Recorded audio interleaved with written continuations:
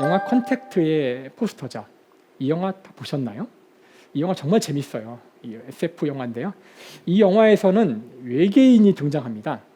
여기 보시면 외계인이 타고 온 거대한 물체가 보이죠. 이런 게 하늘에 떠 있으면 무섭겠죠? 이 영화의 핵심적인 내용은 이 외계인과 우리가 대화를 하는 내용입니다. 서로 말을 하려고 그러는데 말이 안 통해요. 당연히 그렇겠죠. 서로 사용하는 언어가 다르니까. 근데 문제는 이제 수많은 서로 시도를 통해서 점점 말을 배워가는데 외계인의 언어를 알면 알수록 더 이해가 안 돼요. 그래서 왜 이해를 못할까 고민을 합니다. 근데 이제 물론 뒷부분에 가면 이유가 나오죠.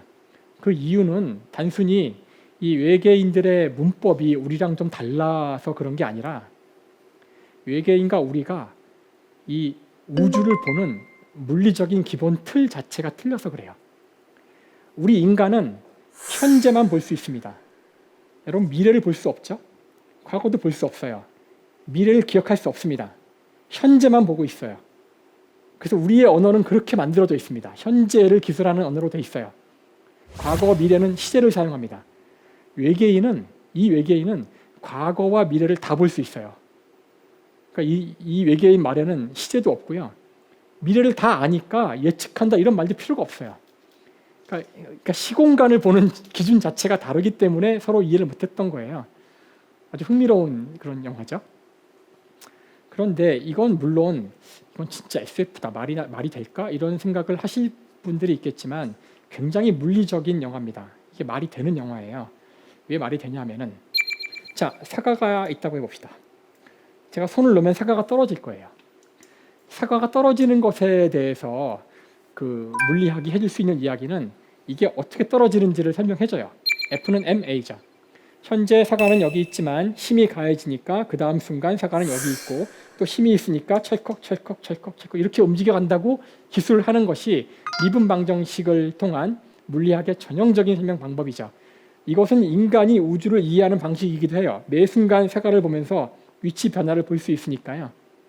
하지만 이 방법 말고도 사과의 운동을 설명할 수 있는 방법이 있는데 바로 이겁니다. 자, 이번에는 사과가 어딘가 마지막 장소가 어딘지를 알고 있어요. 떨어질 장소는 요 아래겠죠. 하지만 여기서 일로 가는 방법은 한 가지가 아니에요. 이렇게 갈 수도 있고요. 뭐 이렇게 갈 수도 있겠죠. 위로 올라갔다가 떨어질 수도 있고 뭐 5만 가지 방법이 있어요. 하필이면 이렇게 떨어집니다. 자, 이거를 설명을 좀 괴상하지만 이렇게 할 수도 있어요.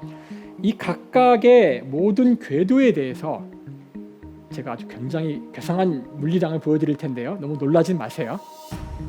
이런 양을 계산할 수 있습니다. 자, 이걸 물리학자들은 액션이라 그래요. 액션. 작용량이라는 건데요. 어렵죠? 아실 필요 없어요. 중요한 사실은 어떤 경로든지 주어지면 이 값을 계산할 수 있어요. 물리적으로. 자, 이걸 계산을 해봤는데 재밌는 결과가 뭐냐면은 이 모든 경로들에 대해서 작용량 값을 쭉 보면 실제로 사과가 떨어지는 저 특별한 궤도, 저 궤도일 때 이 값이 가장 작아요. 이건 우연의 일치일까? 즉, 이 문제를 이렇게 풀 수도 있다는 거예요. 모든 가능한 경로에 대해서 작용량을 계산하고 그 중에 가장 작은 값을 구하라. 그러면 그 값일 때 사과가 움직이는 경로가 나온다는 거예요. 이걸 제가 좀 더 인간적인 시각으로 얘기해 볼게요. 우주는 이 작용량을 최소로 만들려는 목적을 따라서 움직인다. 기분 좋으세요? 인간이 목적론을 좋아하거든요. 즉 이렇게 목적적인 시각으로 우주를 이해할 수도 있다는 뜻이에요. 놀라운 일이지만 이렇게 푸나 F는 ma로 푸나 답이 똑같다는 것이 수학적으로 증명돼 있어요. 그러니까 이 우주는 목적을 가진 것으로 해석할 수도 있고 목적이 없는 기계로, 자동 기계로 해석할 수도 있다는 겁니다. 인간은 목적을 좋아하지만 자, 이 두 번째 방식을 사용해서도 우리가 생각하는 기계를 만들 수가 있어요. 그게 바로 뇌입니다. 자, 인간의 뇌는 수많은 세포들의 집합으로 되어 있어요. 뇌만 그런 게 아니죠. 모든 이런 다세포 생물은 세포들의 집합으로 되어 있어요. 특별히 뇌는 신경세포라고 불리는 것들, 이렇게 생긴 세포들로 되어 있어요. 신경세포, 뉴런이라고 불리는 이 신경세포의 특징은 왼쪽에 뭔가 이렇게 거대한, 이게 뭔가요? 막 가지가 달린 거대한 덩어리가 있고 길다랗게 생긴 어떤 가지가 하나 있죠. 이런 구조예요. 이 녀석은 생리학적으로 아주 단순하게 작동합니다. 이건 전기 신호를 전달하는 그런 세포인데요. 전기 신호가 이 안으로 들어가요. 어디로 들어가냐면은 왼쪽으로 들어가요. 왼쪽으로 한 군데가 아니라 수천 군데로 들어갑니다. 들어온 그 전류들을 이 세포는 차곡차곡 모아요. 그래서 모인 전류, 모인 전압이 어느 특정한 값을 넘을 때까지는 가만히 있다가 넘어가는 순간 자신도 전류를 내보냅니다. 이게 이 세포가 하는 일의 전부예요. 이거는 인간만 있는 것도 아니고요. 여러분이 움직이는 모든 동물들은 다 갖고 있어요. 이 신경세포는 뇌에만 있는 것이 아니라 여러분이 사물을 보거나 뭘 만지거나 움직일 때에도 신호를 전달해야 되는데 마치 아까 샤페의 전신기처럼 여러분 몸을 따라서 다 신경들이 있죠. 그 신경들은 똑같이 작동합니다. 이것이 단지 많이 모여있는 이것만으로 모여진 특별한 기관이 뇌인 거죠. 자, 실제로 이 세포를 따라서 전달되는 전류는 굉장히 복잡하죠. 메모리나 그 전자장치에서의 전류 전달과는 달라서 제가 이야기하는 거예요. 우리 몸에서 전류가 흐르는 방법은 마치 여러분이 야구장에서 그 뭐죠? 이거 포도타기? 똑같아요. 그러니까 세포막을 통해서 수많은 이 문들이 있어요. 문. 이온이 통과할 수 있는 문들이 있는데 그 문이 순차적으로 쫙 열리면서 신호가 전달됩니다.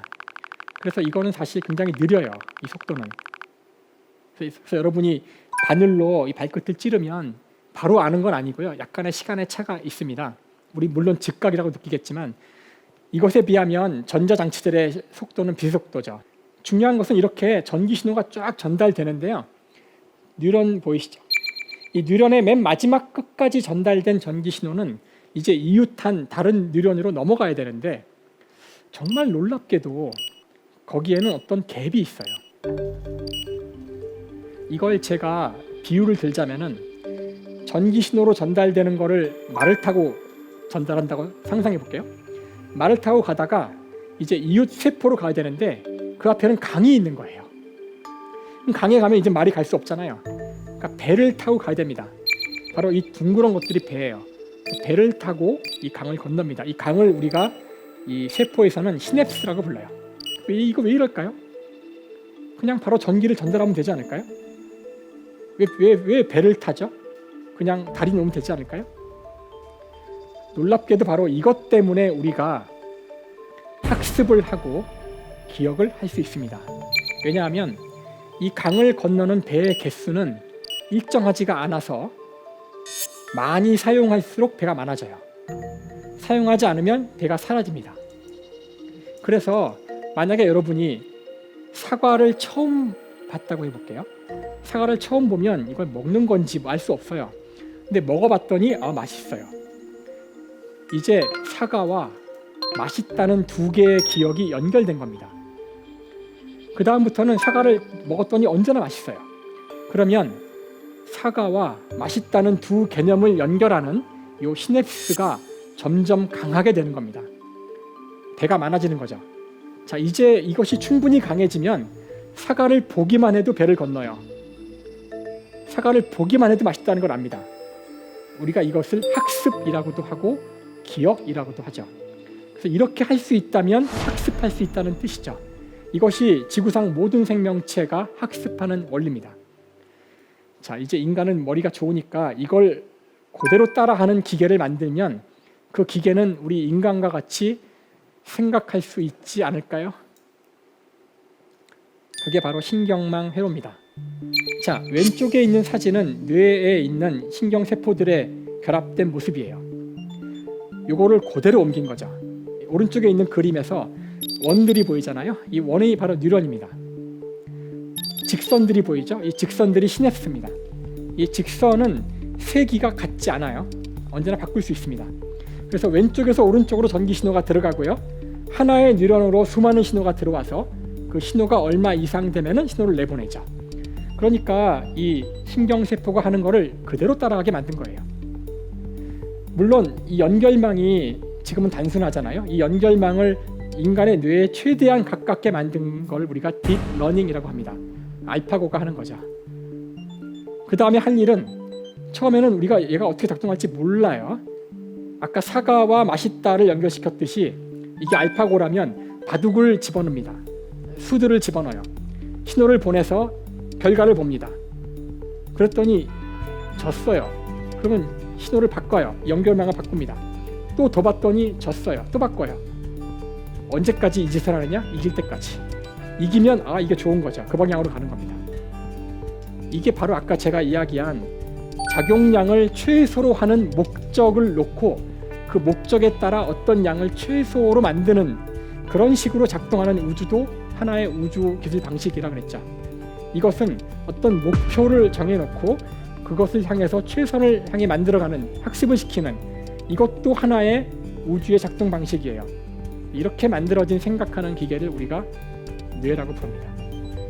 자, 그래서 우리가 오늘날 인공지능을 만든 거예요. 인간의 뇌를 보고 그대로 만든 거예요. 이렇게 작동할 수도 있습니다. 그러니까 두 종류의 생각하는 기계가 있죠. 하나는 튜링의 기계, 철컥 0과 1을 들어가서 리스트를 보고 한치의 오차도 없이 전기 신호가 이동하는 체계가 있고요. 또 하나는 인간의 뇌를 모사해서 전기 신호가 역시 이동하지만 특정 목적을 위해서 최적화시키는 기계가 있습니다.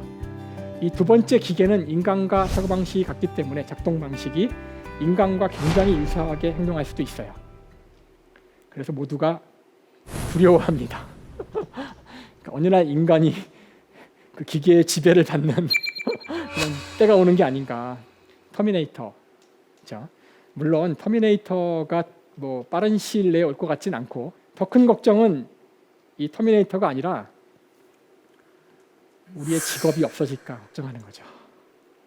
자, 이 그림은 산업혁명 때문에 영국에서 19세기 초죠. 증기기관이 움직이는 방적기, 방직기들이 당시 일하던 직공들의 직업을 뺏어갔습니다. 그래서 그때 일부 노동자들은 러다이트 운동이라 그러죠. 나의 직업을 뺏어간 거는 기계야. 기계를 부셔버리면 직업이 다시 생기지 않을까? 그래서 기계를 부시는 겁니다. 사실 기계가 인간의 직업을 뺏어가는 문제는 200년 정도 된 문제예요. 지금 우리의 문제가 아닙니다. 20세기 초가 되면 또 한 번 대규모로 직업을 잃어요, 사람들이. 이거는 20세기 초에 나온 세탁기입니다. 세탁기, 냉장고, 사실 하수구, 수도꼭지가 나오는 순간 가정에서 일하고 있던 영국 같은 경우 런던 시내에 여성의 3분의 1이 하던 직업이 하녀입니다. 그 모든 하녀들, 하인들이 하던 직업을 여러분 집에 지금 보시면 전자기계, 전기기구들이 하는 거죠. 20세기 초에 이미 대규모 실업이 일어났어요. 하지만 지금 우리는 이걸 안타까운 일이라고 하지 않습니다. 그 사람들은 지금 다른 일을 하고 있어요. 자, 어쨌든 이미 20세기 초에 기계에게 인간이 직업을 뺏기는 일이 있었고 이것 때문에 심각한 사회 문제, 사회 고민이 이루어집니다. 여기 이 철학자 버트란트 러셀이 이거에 대해서 남긴 유명한 이야기가 있죠. 자, 여기 100명의 사람이 일하고 있는 공장이 있다고 해보자. 뭐 예를 듭니다. 그런데 50명의 사람을 대신할 수 있는 기계를 내일 사올 거야. 무슨 일이 벌어질까? 사람들이 안타까운 일이네요. 그 50명은 직장을 잃겠죠. 자, 그때 러셀이 이렇게 이야기합니다. 봐봐, 멍청이들아. 왜 50명을 해고하느냐? 자, 우리가 어제까지 기계가 없을 때 100명의 사람들이 하루에 8시간씩 일을 했다면 50명의 일을 대신해 줄 수 있는 기계를 사왔으면 내일 모레부터는 여전히 100명이 하루 4시간씩 일하면 되잖아. 저는 이것이야말로 이제 기계의 시대, 인공지능의 시대에 인간이 해야 될 가장 중요한 일이 아닌가. 이미 이 질문에 대한 답은 20세기 초에 나왔다는 겁니다. 즉 기계가 인간을 대체해 갈 때 인간은 기계에 내몰릴 것이냐? 그게 아니라는 이야기를 해주는 거죠.